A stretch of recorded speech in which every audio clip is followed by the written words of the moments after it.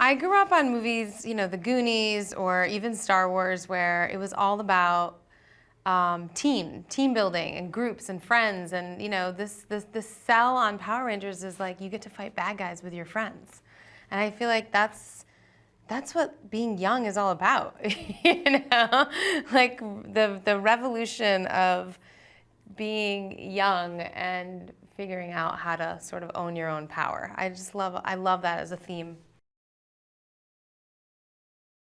This movie feels really fresh. It feels very of the moment, and I think the young stars of the movie are all very they're really interesting and multicultural, and I feel like they really represent sort of the energy of young people right now. And it's still about like a small town and big stakes and the end of the world, and I love all of that. But it's also really just about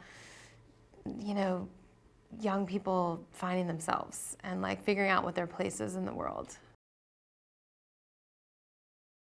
The original Rita Repulsa in the show, she was played by a few different actresses, but each of them really brought sort of a very arch sensibility, really broad, really big, a cackle, crazy headdress and, crazy outfits. And we wanted to keep a sense of that. Like, not so much the look of what she looked like, but the sense of someone who is larger than life, right? Who's big and broad and brassy and ballsy and takes no prisoners and just is very determined to win. And that was always Rita throughout the series. And I think it's that attitude that we tried to bring. It's so entertaining. It's really fun.